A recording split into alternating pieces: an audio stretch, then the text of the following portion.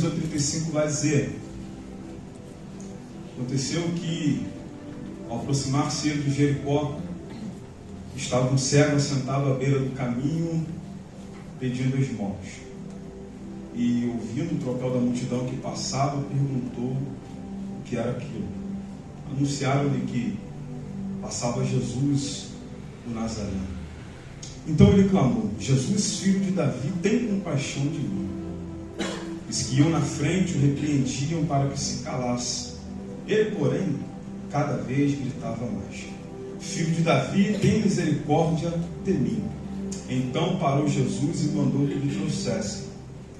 Tendo ele chegado, perguntou-lhe: O que queres que eu te faça? Respondeu ele: Senhor, que eu torne a ver. Então Jesus lhe disse: Recupere a tua vista, ou veja agora mesmo, a tua fé te salvou. Imediatamente tornou a ver e seguia-o glorificando a Deus. Vira para o irmão que está do teu lado, diz para ele assim: seguia-o, glorificando a Deus. Fala de novo: seguia-o, glorificando a Deus. Também todo o povo, vendo isto, dava louvores a Deus. Feche sua cabeça, feche seus olhos com sua cabeça. Pai, em nome de Jesus, sua palavra, Deus, será ministrada nesse momento. Estarei sendo, Deus, um instrumento nas suas mãos para comunicar a sua mensagem à sua casa nessa noite. Deus, em nome de Jesus, o homem por si só não pode refletir e falar nada sobre o mundo sobrenatural. Mas se o Senhor quiser, o Senhor quer que eu sei, o Senhor pode iluminar as nossas mentes para compreendermos a sua voz e a sua palavra nessa noite. Fala, Jesus, com a tua igreja, fala com o teu povo, fala, Senhor Deus, conosco. Deus, unge a nossa cabeça com óleo, faz o nosso cálice transbordar. Cura, Deus, as nossas feridas. Cura, Senhor Deus, a nossa alma. Que sua palavra possa ser martelo, que a sua palavra possa ser bálsamo, que a sua palavra possa ser azeite, que a sua palavra possa ser flecha, que a sua palavra possa ser ataduras, que a sua palavra possa ser vida, Pai, vida em abundância nessa noite, aqui nesse lugar. Deus, descortina a nossa mente, para que cada um possa compreender no seu individual que o Senhor quer falar conosco aqui nessa noite. É o que eu te peço e te agradeço em nome de Jesus. Amém. Queridos, nós estamos diante de um texto que por si só já é bastante conhecido em toda a era da igreja, seja primitiva, medieval e dos tempos modernos, e hoje pós-moderno. O texto do cego de Jericó é conhecido não somente por crianças, mas também por adultos, por pessoas que não são cristãs, pessoas que não frequentam, não comungam da mesma fé, conhecem o texto de Bartimeu, o cego que à beira do caminho agarrou a sua última oportunidade. Eu posso até me atrever em dizer que esse texto, assim como o da mulher do fluxo de sangue, assim como também o do Sermão do Monte, pode ser comparado com o texto do Salmo 23 a nível de conhecimento populacional. Nós tendemos a conhecer as histórias mais dramáticas ou as histórias mais empolgantes da Bíblia. Certamente, se eu perguntar para cada um aqui quantas histórias, Lisângela, você conhece o livro de Salmos, tenho certeza que será muito mais do que do livro, por exemplo, de Crônicas. Não quero eu aqui presumir o seu nível de conhecimento, mas o que eu quero dizer é que a gente tende a prestar atenção mais nessas histórias, essas histórias empolgantes, essas histórias de grande reviravoltas. A história desse homem, então, desse jovem, desse rapaz, não é diferente do que eu acabei de dizer. E a gente vê isso pelo fato de ela estar sendo registrada nos 3 evangelhos. Mateus, Marcos e Lucas registram essa história, essa narrativa bela, essa narrativa bonita. Mas o que me chama, evangelista Cleiton, pastor Cleiton, é a atenção, é a estrutura do texto que vem antes e que vem depois. Eu peço só paciência dos irmãos, a gente já vai mergulhar em si na aplicação do texto, mas para que a mensagem ela fique bem coesa, bem amarrada, a gente vai precisar refletir algumas coisas antes para de fato entender o conteúdo todo que Deus está falando conosco nessa noite. Amém? Amém. Então, como eu dizia, o que chama a atenção nessa passagem, além da história em si, também é o conteúdo que vem antes e o conteúdo que vem depois. Por isso que eu trouxe aqui meu notebook, eu separei em casa, eu fiz um estudo, umas observações, por isso trouxe para poder estar refletindo. A gente pode chamar isso de estrutura textual, de contexto imediato. O que é isso, Jonas? É aquilo que vem antes e o que vem depois da passagem que você está lendo. Por exemplo, nós lemos do 35 ao 43, o contexto imediato é o que vem antes e o que vem depois desse texto que nós acabamos de ler. E a gente percebe que essa história, como eu disse, está narrada nos 3 evangelhos: Marcos capítulo 10, Mateus capítulo 20 e Lucas capítulo de número 18. Marcos, se a gente a partir do ponto que Marcos é o primeiro evangelho a ser escrito, e quanto a isso, hoje em dia já não há mais nenhum debate, mais nenhuma dúvida, isso é uma aceitação quase que unânime da igreja, que Marcos é o primeiro evangelho a ser escrito. A gente vai observar que a estrutura que Marcos monta para poder narrar essa história é a seguinte: do versículo 32 até o 34 do capítulo 10 de Marcos, você pode olhar e conferir aí na sua Bíblia, deixa ela aberta, vamos conferir junto. Do 32 ao 34, Marcos coloca a narrativa de Jesus subindo para Jerusalém com seus discípulos, e parece que no meio do caminho Jesus para, ou continua andando, mas de uma forma mais lenta, e começa a trocar uma ideia com seus discípulos, e dizendo: é necessário que o Filho do Homem vá ali para Jerusalém, e ele vai padecer, vai acontecer isso. E logo depois dessa narrativa, do versículo 35 ao 45, Marcos ele vai colocar a narrativa do pedido de Tiago e João. Marcos vai colocar Tiago e João pedindo Jesus Cristo uma cadeira de honra. Mas a intenção do evangelho todo de Marcos é apresentar Jesus como servo, o servo sofredor, aquele que não quebra a cana que está esmagada. Lá de Isaías 42, Isaías 43, 53, quem deu crédito à nossa pregação, a quem se manifestou o braço do Senhor. Marcos ele vem registrar a figura desse servo, o Filho de Deus, que embora mesmo sendo filho, veio na figura de servo.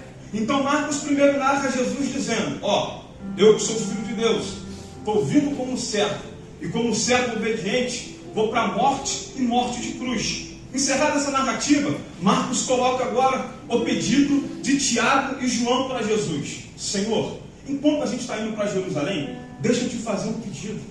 Posso te pedir um presente? Pode falar, Tiago e João. Então, quando tu chegar lá no teu reino, concede para a gente uma cadeira de honra. Parece que eles não estavam entendendo o negócio. Porque enquanto tem um rei abandonando a cadeira para ir para o madeiro, tem servo querendo fugir do madeiro para sentar na cadeira. Aí logo depois dessa narrativa do pedido de Tiago e João, Marcos vai narrar a cura do cego, do versículo 46 ao 52, ainda no capítulo 10. Vai narrar toda a cura do cego ali de Jericó. Marcos vai dizer que havia um cego à beira do caminho. E a gente vai entender, quando eu for falar do Evangelho de Mateus, essa questão de um cego e 2 cegos. Depois da cura do cego, no capítulo 11, do versículo 1 ao 11, Marcos vai mudar o seu contexto geográfico. Agora ele vai colocar Jesus em Jerusalém. E Jesus agora estando em Jerusalém, Jesus vai tomar uma atitude. Jesus vai se encaminhar em direção ao templo. Chegando ao templo, Jesus fica em silêncio. Porque quando você vai ler essa passagem em Mateus, você vê que Jesus parece que é tomado por um poder e expulsa todo mundo de dentro do templo e diz para que isso cumprisse a escritura que diz: a minha casa será chamada casa de oração. Mas em Marcos, Jesus vê, a Bíblia diz que ele observa e fica em silêncio. Porque como Marcos apresenta Jesus como servo ele não poderia falar em Marcos. Então ele observa e fica em silêncio. Agora chega a vez de Mateus. A gente partiu do princípio de que Mateus, ele não copiou ao pé da letra, mas ele usou como se fosse um modelo, uma linha premium de Marcos. Então essa estrutura aqui que nós vimos em Marcos, qual a estrutura, Jonas? Vamos lá. Jesus prediz a sua morte, do 32 ao 34. Do 35 ao 45, o pedido de Tiago e João. Do 46 ao 52, a cura do cego. E do 1 ao 11, Jesus entrando em Jerusalém e indo para o trem. Quando a gente vai para o Evangelho de Mateus, lá no capítulo 20, a gente pode ver praticamente a mesma estrutura, só que agora com algumas diferenças pequenas, porém importantes. Mateus vai fazer a mesma coisa no capítulo 20, do 17 até o 19, ele vai colocar Jesus predizendo a sua morte, mais uma vez subindo para Jerusalém. Chama os discípulos para uma conversa séria. Talvez agora o rosto do nosso Senhor, do nosso irmão mais velho, não estava talvez muito sorridente, porque o negócio estava ficando sério. Ele sabia o nível que estava chegando a parada naquele dia. Então ele chama os discípulos para uma conversa e mais uma vez fala do que vai acontecer. Só que agora Mateus vai seguir o mesmo modelo, como eu disse, mas com algumas diferenças. Mateus agora, lá do versículo 20 ao 28, ele vai colocar o pedido de Tiago e João novamente pela sua mãe. Tiago e João novamente chega para poder pedir um lugar de honra ao Senhor. Novamente, mais um evangelista mostra a falta de entendimento dos discípulos. Mais uma vez, agora Mateus apresenta Jesus como rei. Marcos, para os romanos, é como servo. Para os judeus, Mateus está apresentando ele como um rei. E o rei está dizendo: abandonei meu trono, me despi da minha glória, estou indo para o madeiro para poder me entregar por amor a vocês. E os servos estão do mesmo jeito. Enquanto o rei está indo se entregar no madeiro, os servos estão querendo cadeira e coroa de honra. Enquanto o rei está indo para a cruz, os discípulos estão indo no caminho ao contrário. Só que Mateus, ele não vai colocar um servo à beira do caminho. Depois dessa narrativa, Mateus vai descrever 2 servos.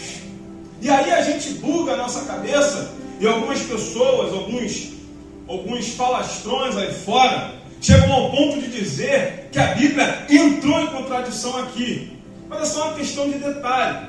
Quando os evangelistas usam é um pronome indefinido. Ele é usado para substituir o substantivo, sem mostrar que está sendo substituído. Por exemplo, Jonas, o que você quis dizer? É simples. Você acorda cedo e vai passar ali na passarela, na estação de Queimados. E daqui a pouco você passa e fala assim: hoje eu vi, pastor Mateus, na passarela de Queimados, às 7 horas da manhã, um homem com uma camisa roxa. Logo, isso não quer dizer que só tinha apenas um homem com uma camisa roxa. Você está querendo dar ênfase a uma pessoa, mas isso não quer dizer que só tinha ela. Marcos, quando vai narrar, ele coloca que havia um cego à beira do caminho. Marcos, o Evangelho de Marcos é o Evangelho da ação. Tanto que quando você lê o Evangelho de Marcos, te falta fôlego. E Jesus foi, e Jesus veio, e Jesus curou, e Jesus fez, e Jesus expulsou, e Jesus levantou, e Jesus fez. É ação o tempo todo. Então o Evangelho de Marcos é um Evangelho rápido, é um Evangelho da ação. Marcos não quer perder tempo com palavra muito bonita. Mateus já é um pouco mais rebuscado. Então Mateus, ele faz questão de colocar a figura dos 2 servos. Mas por que, Jonas, então, Mateus faz questão de colocar a figura dos 2 servos? Lembra que eu disse que lá em cima, Jesus estava dizendo assim para os discípulos: subamos para Jerusalém. No meio do caminho, Jesus chama eles para uma conversa e fala: quando chegar em Jerusalém, o negócio vai apertar, vai ficar tenso para o meu lado. E explica como vai ser toda a situação para eles. Mesmo eles ouvindo, andavam com Jesus, oravam com Jesus, viu Jesus curando, viu Jesus multiplicando pão, viu Jesus convertendo pessoas, viu Jesus curando coxo, mas ainda não conseguiram entender. Os olhos viram, mas a mente não tinha compreendido o propósito da missão. E aí eu já quero dizer para você o seguinte: cuidado com o que você vê, porque nem tudo que você vê te ajuda a compreender o que de fato é. Eles viram muito, mas ainda tinham compreendido pouco. Então Jesus diz: eu estou indo para morrer. Vem Tiago e João e fala: você vai morrer, mas eu quero uma cadeira de honra. Saíram na frente dos 10, chegaram lá e falaram assim: vamos sair na frente de todo mundo, vamos pedir logo a nossa vaguinha, um lugar de destaque. Mateus, sabendo disso e vendo isso, quando vai escrever o evangelho dele, pastor Cleito, isso aqui é muito bonito. Ele vai colocar que tinham 2 cegos. Vai fazer questão de dar ênfase aos 2 cegos.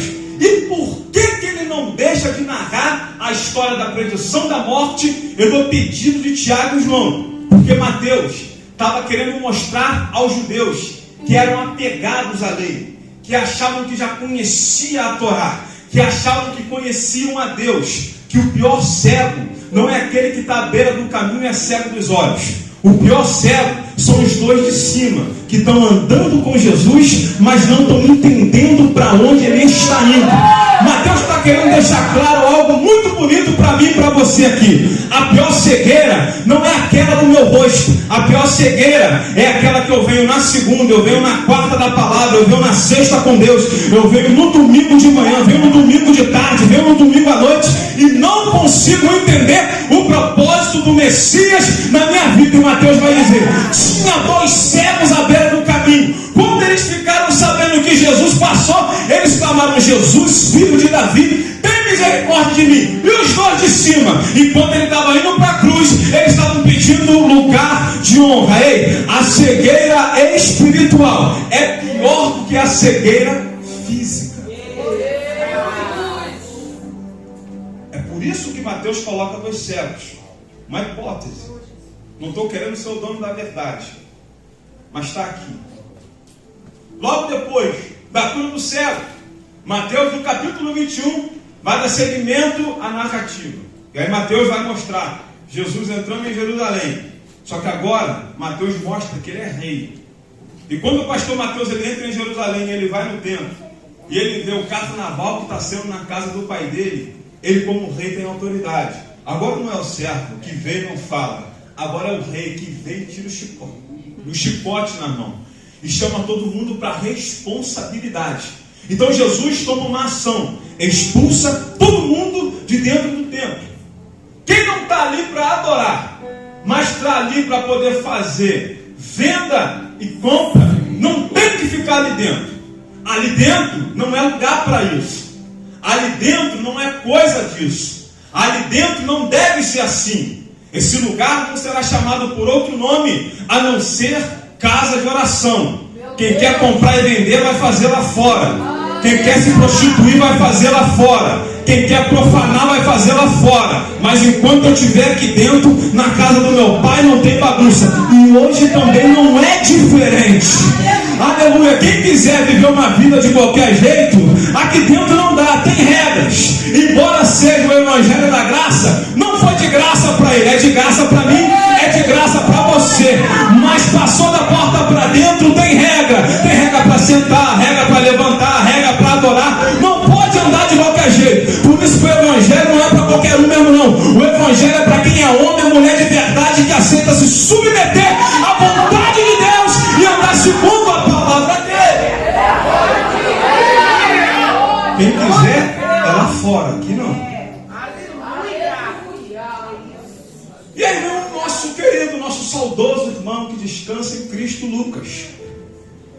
Lucas é um evangelho bastante cobiçado, se é que eu posso dizer assim, pelos estudiosos, principalmente pelos doutores e os mestres, pela riqueza de vocabulário e conteúdo, ainda mais na parte do grego que ele contém. Lucas ele vem trazendo, por isso que ele está entre os sinóticos, porque ele vem trazendo uma visão semelhante. No entanto, em alguns momentos ele meio que destoa. Afinal de contas, Lucas veio para poder mostrar que Jesus é o Filho de Deus. E quando chega no seu capítulo 18, Lucas ele segue o modelo, mas não segue a história. Como assim, Jonas? Lucas ele traz a nossa memória o que nós já lemos em Marcos e o que a gente conseguiu ler em Mateus. Só que quando chega no evangelho dele, ele faz algumas mudanças. lá no capítulo 18, do versículo 31 até o 34, Lucas vai colocar Jesus mais uma vez predizendo a sua morte. Só que Lucas, ele vai omitir o pedido de Tiago e João. Ele vai colocar logo Jesus predizendo a morte dele, dizendo que quando ele chegasse em Jerusalém, ele não voltaria. E depois disso, do versículo 35 ao 43, ele vai colocar a cura do cego, que foi a perícope que nós lemos, do 35 ao 43. Ao narrar a cura do cego, logo depois, Lucas, no capítulo de número 19, ele não vai colocar Jesus entrando em Jerusalém e depois Jesus indo para o templo. Lucas vai narrar Jesus entrando em Jericó. Então, assim como Mateus e Marcos colocam Jesus entrando em Jerusalém, Lucas vai colocar Jesus entrando em Jericó. E assim como Mateus e Marcos colocam Jesus entrando num templo, Lucas vai colocar Jesus entrando na casa de um publicano e pecador. Lucas está querendo trazer uma visão de um Jesus diferente. Um Jesus que nós precisamos refletir mais nesse Cristo. Ao invés de colocar ele dentro do templo, onde tinha muito sacrifício e pouca misericórdia, Lucas vai colocar Jesus dentro da casa de um publicano e pecador, onde tinha misericórdia e sacrifício, pois foi ele mesmo que disse: ide aprender misericórdia quero, e não sacrifício. Quando Lucas coloca Jesus entrando em Jericó e entrando na casa de Zaqueu, o publicano, como filho do homem, Lucas está dizendo para mim e para você: se ele entrou na casa de Zaqueu, ele também pode entrar na sua. Se ele entrou na vida de Zaqueu, ele também pode entrar na sua. Se ele entrou na história de Zaqueu, ele também pode entrar na sua. Lucas não seguiu o padrão, porque para Jesus não tem padrão. Ele pode entrar no templo, pode, mas ele às vezes prefere entrar na casa de alguém que não tem nada para poder oferecer, que a comunidade diz que não tem jeito, que a população diz que não tem jeito, que todo mundo critica. É lá que ele entra, senta à mesa, chama para repousar dentro da tua casa, para conversar contigo e mudar a tua história. Entendendo esse contexto dessa narrativa, essas diferenças do porquê que a história aparece nos três evangelhos e a sua individualidade, peculiaridade em cada um, agora vamos nos concentrar aqui em Lucas. O texto vai dizer que aconteceu que ao aproximar-se de Jericó estava um cego assentado à beira do caminho. Eu já disse aqui, Jesus está indo para Jerusalém. Jesus não volta mais. Está chegando ao fim o ministério terreno do nosso irmão, do nosso Senhor Jesus Cristo. Existiam dois caminhos que ele poderia trilhar para chegar até Jerusalém. Um dos caminhos é chamado no hebraico de Nabit, quer dizer, que é um caminho mais largo, um caminho utilizado pelas rotas reais, pelos reis, pelas grandes caravanas. Esse caminho era melhor, mais bem pavimentado. Era um caminho onde não tinha pessoas à beira do caminho para incomodar. Já viu agora, principalmente nessa época de final de ano, quando tu está andando lá no calçadão de Nova Iguaçu, quem é que gosta de andar beirando as lojas? Que é toda hora alguém vem, entra aqui, tem um tamanho do teu pé, tem uma tua cara, segura esse panfleto e tal. Não é desse jeito? O caminho do Rameler, o caminho do rei, não tinha isso. Era um caminho que não tinha esse tipo de importunação. Não tinha esse tipo de gente nesse caminho. Só que o texto vai dizer que quando Jesus está chegando próximo de Jericó, ele encontra alguém assentado à beira do caminho. Então Jesus preferiu ir pelo segundo caminho, pela segunda opção, que era o caminho mais estreito, o caminho utilizado por camelo, o caminho utilizado por animais, o caminho que era utilizado por salteadores, por mendigos para pedir esmola. Um caminho que quase ninguém queria passar. É esse o caminho que o Rei dos Reis escolhe para poder passar. E o que isso significa para mim e para você nessa noite? A beira do caminho era a tua vida. Bartimeu era você. Jesus é a salvação. Aleluia! Ele tinha gente melhor para escolher? Tinha. Tinha gente mais bonita? Tinha. Tinha gente com mais dinheiro? Tinha. Tinha gente que morava melhor do que eu, que mora lá em São Expedito? Tinha. Tinha gente mais inteligente? Tinha. Ele tinha um caminho melhor? Tinha. Mas ele preferiu o caminho mais estreito. É você mesmo, teimoso, que gosta de andar de cara fechada, turrão, aleluia, que não abaixa a cabeça para qualquer. É você mesmo que ele escolheu. É por esse caminho que ele preferiu passar, porque a tua vida estava à beira do caminho, dilacerada, tu não tinha perspectiva, não tinha expectativa nenhuma, mas um dia ele passou. Você ouviu o tropel da multidão, tu veio na DLC, ouviu o tropel da multidão, o barulho do louvor, e perguntou o que é isso que está acontecendo ali naquela rua, e disseram para você: é Jesus de Nazaré que está passando lá. Ele escolheu a tua casa, ele escolheu a tua vida, ele escolheu o caminho mais difícil. Tinha mais fácil? Tinha, mas ele preferiu encontrar com você. Deixa eu correr. O texto vai dizer que quando ele está se aproximando de Jericó, o cego está sentado. E estar sentado aponta para algumas coisas. E uma delas é a pessoa que lamenta e murmura da vida. Pode perceber isso a partir de hoje. Principalmente dentro de casa. Quando você passa em frente à porta de um bar, ou de um restaurante, ou dentro de casa, as pessoas têm por hábito, quando acontece algo na vida, desmorona, senta, se prostra e reclama da vida. Esse homem estava ali, provavelmente insatisfeito com a vida que estava tendo. E nenhum dos três evangelistas vai citar o nome dele.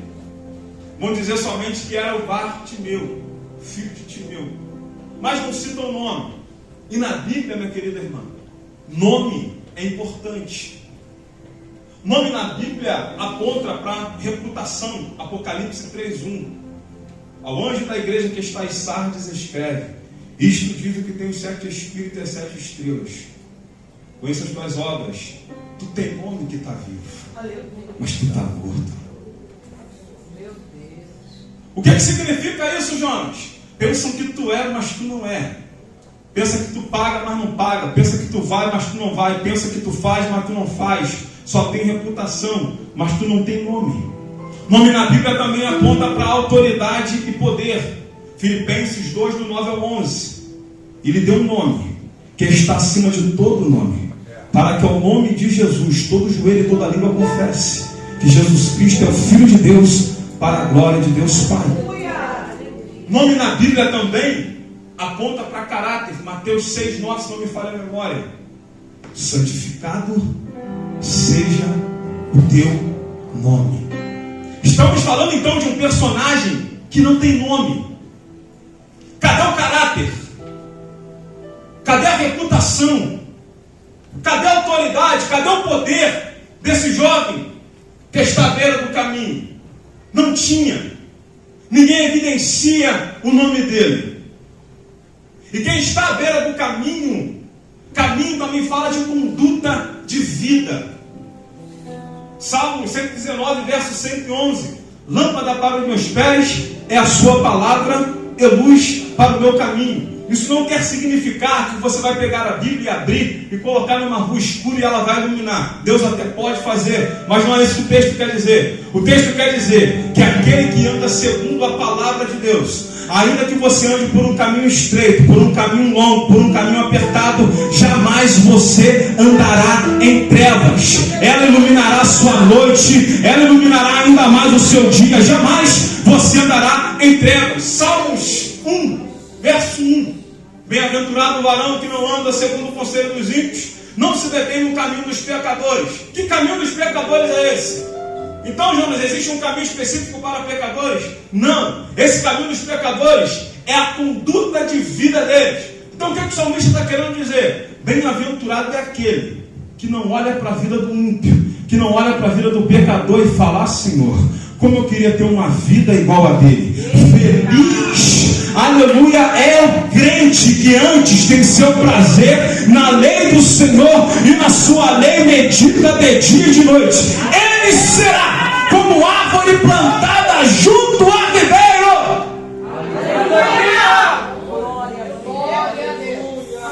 Então o caminho fala de conduta de vida.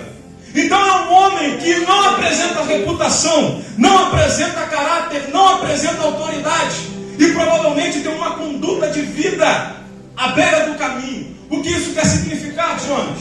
Uma conduta de vida no fundo do poço.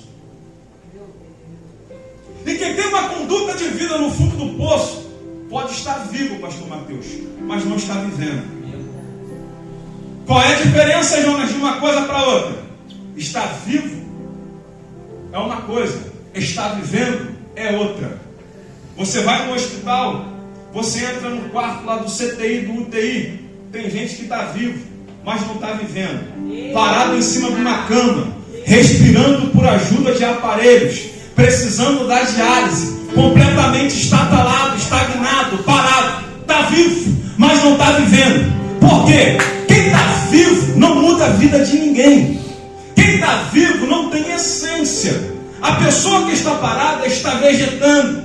Ela não consegue transformar o que está em volta dela. A vida dela está no fundo do poço. É só mais um dia para ela. É só mais uma manhã para ela. É só mais um culto para ela. É só mais um propósito para ela. É só mais um domingo para ela. Por quê? Está vivo, mas não está vivendo. É como é que se diz assim? É a pessoa querendo ser aquilo que não foi chamado para ser. Tem muita gente assim dentro da igreja que está só vivo porque está querendo ser o que não foi chamado para ser. É como se fosse um microfone querendo ser notebook. Microfone, não tenta ser notebook na obra do Senhor. Se o Senhor fez o notebook, é para o notebook ser notebook. Se você é microfone, você tem que ser microfone. Porque se você tentar ser o que você não foi chamado para ser, só vai estar vivo, não vai estar vivendo. Só vai estar vivo, não vai estar vivendo. E a pessoa que está vivendo? A pessoa que está vivendo tem essência. A pessoa que está vivendo tem virtude. A pessoa que está vivendo transforma o que está em volta dela. Porque ela tem atitude, ela tem proatividade, ela sabe da essência que carrega. Ela ouve e executa, ela vê e executa, ela pensa e executa, ela anda, ela para, ela obedece. É a pessoa que está vivendo. Esse jovem está com a vida dele à beira do caminho. Jesus. Só que eu estou falando de alguém que é inconformado à beira do caminho. Estou falando de alguém que não se conformou com a vida no fundo do poço. E boa coisa é, se você pegar e olhar, não muito longe, 50 anos para cá, a maioria dos grandes multimilionários, ou pessoas bem-sucedidas, na maioria dos casos, foram pessoas que saíram do fundo do poço. Não tinha nome, não tinha condições de abrir um CNPJ, não tinha como fazer nada, mas não se conformou com a situação. E quando ouviu o tropel da multidão, o que está acontecendo aí? É Jesus que está passando. Opa, chegou minha hora de mudar minha vida. Chegou a hora de eu sair do fundo desse. Está passando alguém que tem a mão tão grande, mas tão grande que foi poderosa para tirar o povo do Egito, que dirá me tirar do fundo desse poço. Eu vou gritar e eu sei que ele vai me atender. Estamos falando de alguém que é inconformado. Quando ele ouve dizer que Jesus está passando, ele pergunta: o que está acontecendo? O que é isso aí? A curiosidade toma conta. Eu ouvi dizer na faculdade algo muito interessante. O que faz você escrever um grande artigo, uma grande tese, são as perguntas. Pergunte. Quem questiona, quem pergunta, no bom sentido, tá? Quem questiona, quem pergunta, encontra grandes respostas. A resposta que ele precisava estava na boca de Jesus, mas ele só arrancou porque ele perguntou.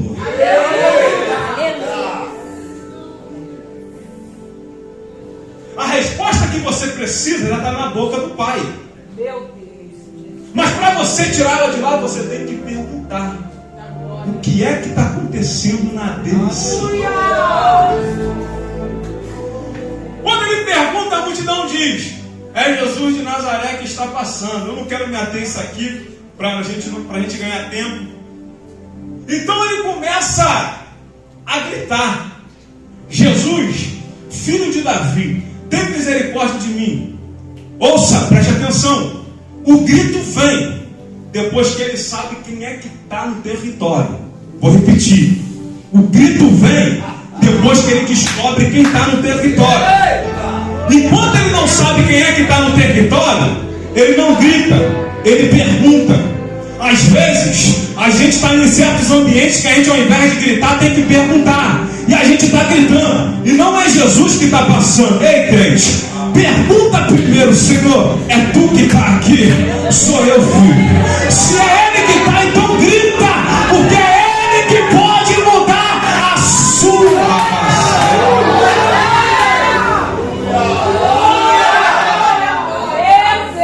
E quando a partida, tem muita gente que está perguntando enquanto tem que gritar. Fica quieto, cala a boquinha.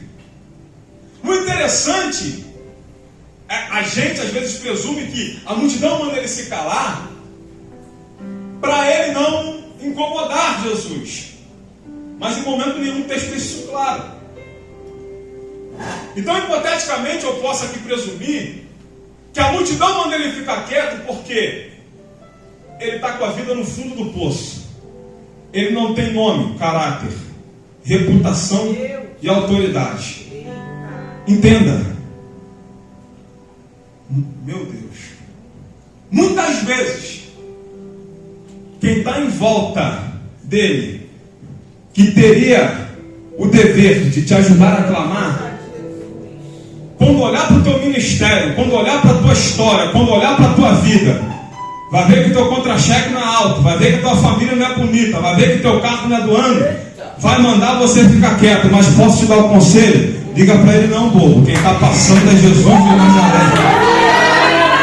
Porque nem é porque você está em volta que você está com ele. Às vezes sua vida está no fundo do poço, está tudo dando errado, mas quando você abrir a boca, ele vai parar e vai mandar te chamar.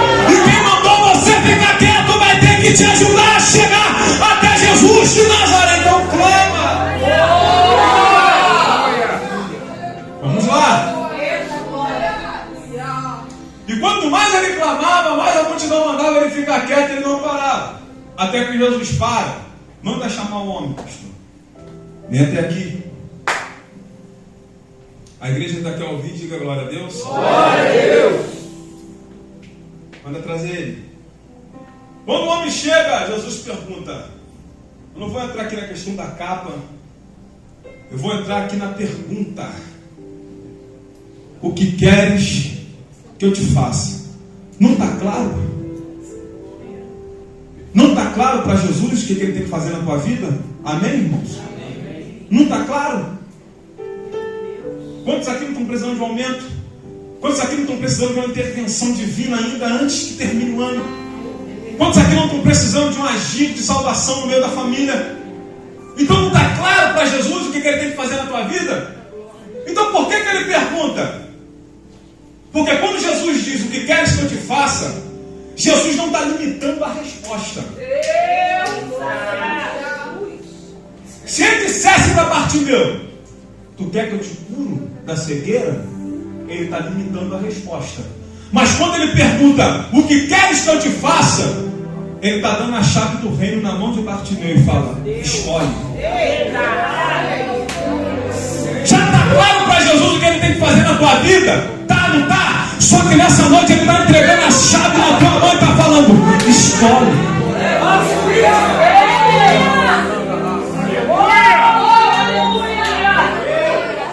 Só que, pastor Cleiton, o problema da gente é o seguinte: a gente está precisando voltar a ver.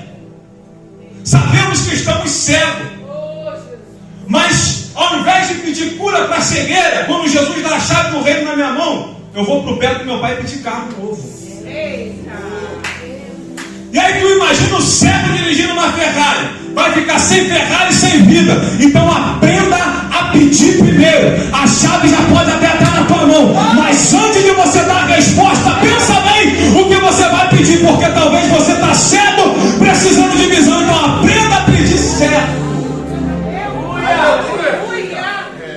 Senhor, que eu toco minha vida. Glória a Deus. Veja, Aleluia. veja, imediatamente ele viu. Meu Deus. E aqui a gente vai para o final da mensagem. Ezequiel glorificando a Deus. Também quem mandou ele calar a boca, vendo isso, dava louvores a Deus.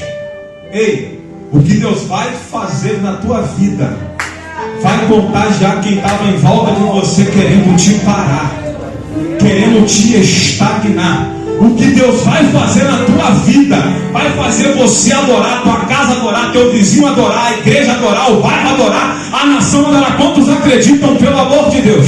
Levanta a mão lá no terceiro céu e dá um brado de glória, 30 segundos adorando o nome do Eterno, porque Deus não precisa de 2023 para fazer na tua vida o que Ele prometeu. Ele pode fazer hoje. Dá glória a Deus.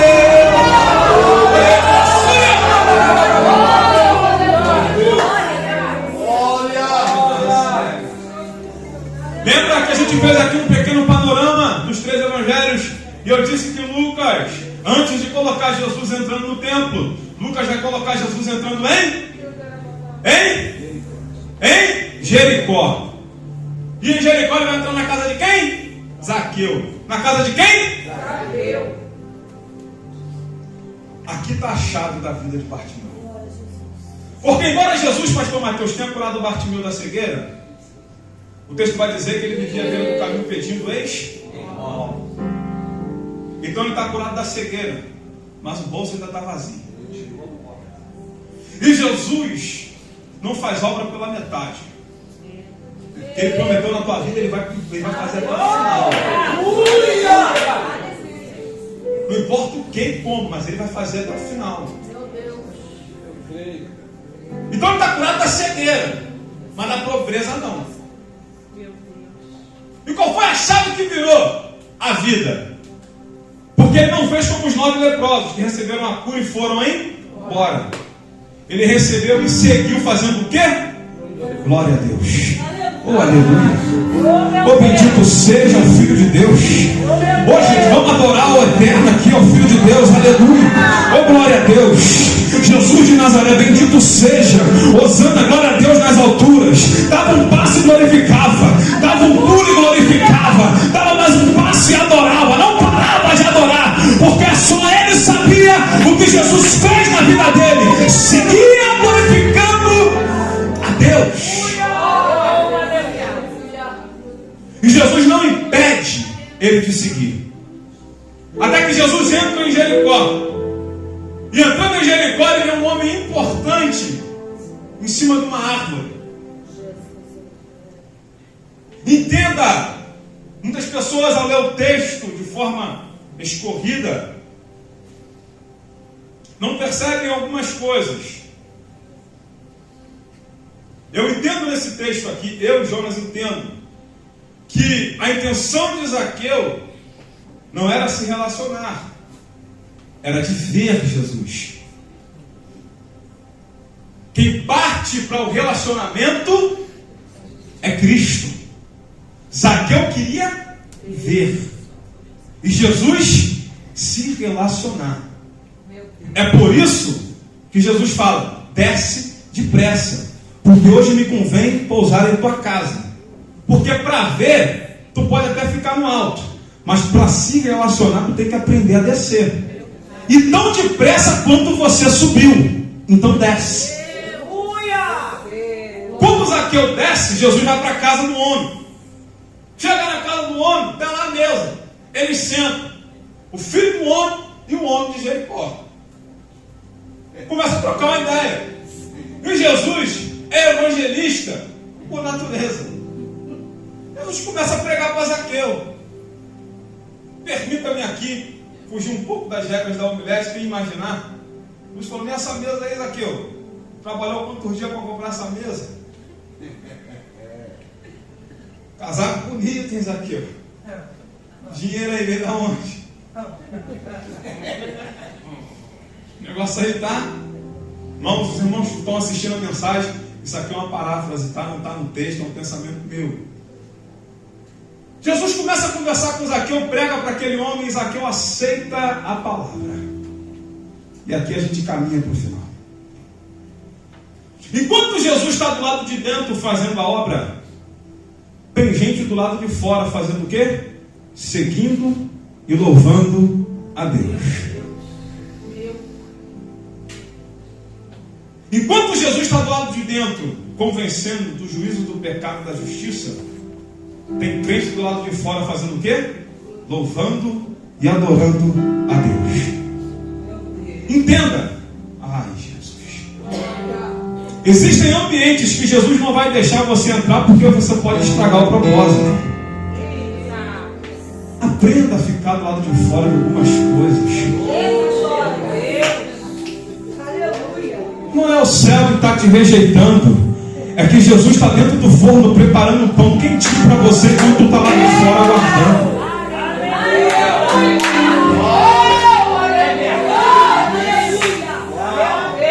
Aí tu fica, o céu não me quer, Deus não vive mais, meu pastor não me chama para nada. Não é isso. É porque enquanto tu está do lado de fora seguindo a ordem e adorando, ele está do lado de dentro trabalhando, pensando em você. Fala, ainda tem gente pobre lá do lado de fora. Eu sei que Zaqueu tem muito para dar. E quando ele abrir a casa, quando ele abrir a porta, até quem é pobre vai ficar rico. Aprenda a ficar do lado de fora de algumas coisas. Não é ele que está te excluindo, não é ela que está te excluindo, não é o céu que está te abandonando, é ele que está do lado de dentro preparando um cenário para poder sair um tesouro para você, porque algumas coisas ele já fez na tua vida, mas falta uma ainda, e essa uma você não pode estar junto, porque lembra, todo pobre que eu digo é aquela pessoa desesperada por valor material. Quando ele vê a oportunidade de ter, ele não se controla. Ele mete a carroça na frente dos bois. Se coloca de pé, por favor. Aleluia. Glória. Deus. Aleluia.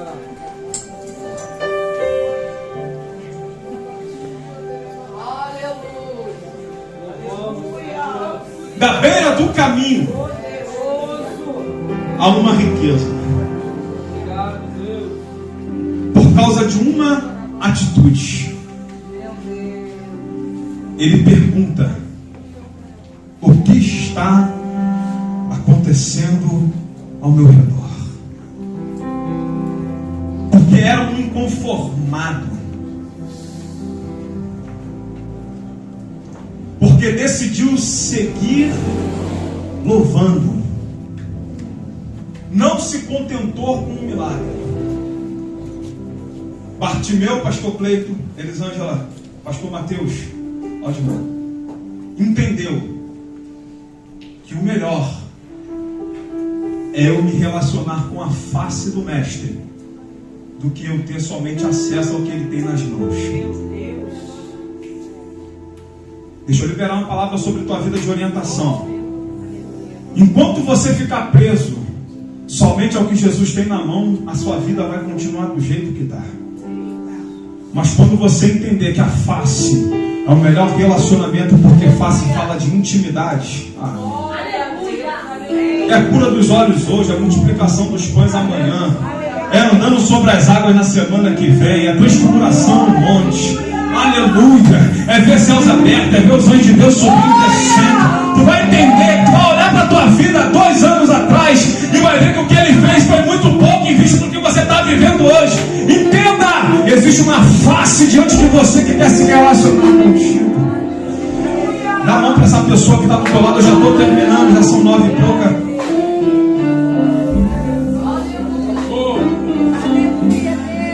Quem me ajuda aqui, o louvor? Faz sua cabeça, vamos orar.